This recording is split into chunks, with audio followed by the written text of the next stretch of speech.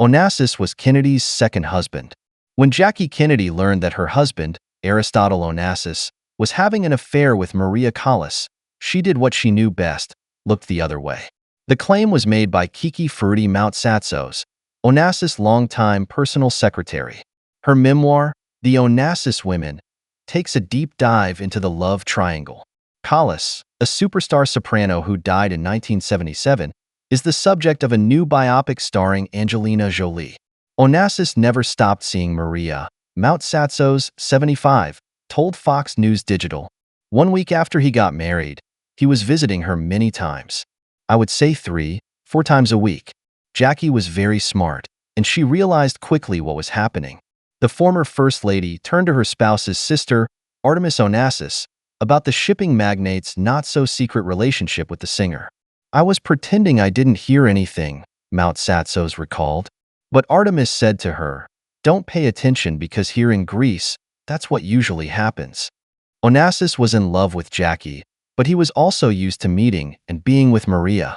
Jackie followed Artemis' advice, she shared. Onassis and Maria were twin flames. They couldn't separate from each other. According to biography.com, Callas and Onassis met at a party in 1957. It quickly turned into a lengthy romance. The relationship was tumultuous, and Onassis eventually began eyeing the widowed Kennedy. Onassis married Kennedy in 1968. According to the outlet, Callas learned of her lover's plans 3 weeks before the ceremony. Kennedy believed that Onassis' money and power could provide her family protection. Her first husband, President John F. Kennedy, was assassinated in 1963, followed by her brother-in-law, Robert Kennedy, in 1968. Mountsatsos said she initially wondered why Kennedy chose to turn a blind eye to Onassis' infidelity. But then she realized that this was nothing new for the mother of 2. Jackie was used to this with her previous husband, the president, said Mountsatsos. But she also needed to have a strong man next to her. Onassis was the perfect man. He could give her security not only for her but for her children. And Onassis adored her children, John Jr. and Caroline. I was pretending I didn't hear anything.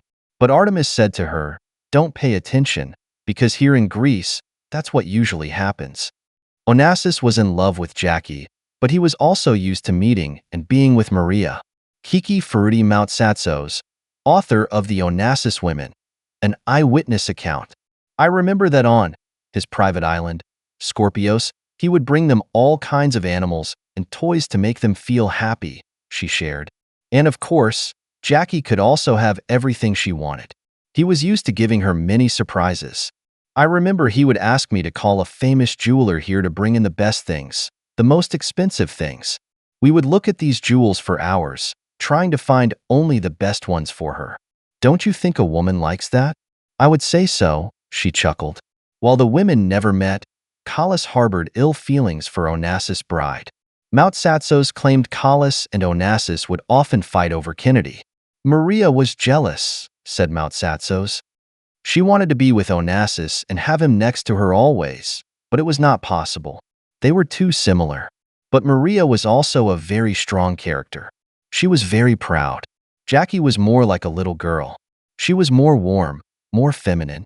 Maria never liked this relationship with Jackie, Mountsatsos shared. Whenever she was sitting on the boat, the Christina Onassis yacht, she would read the newspapers and see the photos of Onassis with Maria. After that, there would be a war on the boat. Mountsatsos noted it was easy to see why Onassis wanted to marry Kennedy. I remember the first day I met her, she said. She was coming down the stairs of the house. She was like a queen, a princess, but her behavior was like a little girl. She was very polite with a soft voice. I remember she was very happy because we started speaking in French because Onassis' sister also spoke French. Jackie spoke French. So we started speaking. Jackie was shy all the time, she shared. Whenever she would call to speak with her husband, she would always ask me if Mr. Onassis was available. It was never, "I want to speak with my husband." Kennedy's marriage to Onassis had other issues involving another woman, her daughter-in-law, Christina Onassis.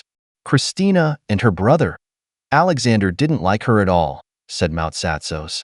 Onassis never left his former flame. Mount Satsos said the pair were together until he died in 1975. Maria was desperate when Onassis died, she explained. I remember she was calling me almost every day because she wanted to know how to handle the whole situation. She didn't want to see Jackie. She didn't want to see Onassis' children. They didn't like any woman to be next to their father. It wasn't personal. They just always believed that one day their father would be with their mother again. Maria knew that. I helped her get to Scorpios without anybody knowing about it, Mount Satsos claimed. She didn't want to live anymore. She thought that her life was useless because, yes, he married Jackie, but she could still be with him. Now he was gone. They were born for each other. When Onassis passed away, Callas had already withdrawn from public life. Callas was 53 when she suffered a fatal heart attack. Mount Satsos is adamant that the star died from a broken heart. There were reports that Maria was taking drugs. That is not true, she said. What is true is that she was heartbroken. Mount Satsos stayed in touch with Kennedy, who lived in New York City with her 2 children following Onassis' death. She died there in 1994 at age 64. Today, Mount Satsos is looking to republish her memoir. She's also in talks with producers to potentially turn the book into a film. Her goal, she said, is to set the record straight. This was my family, she said, and I just want people to know the truth.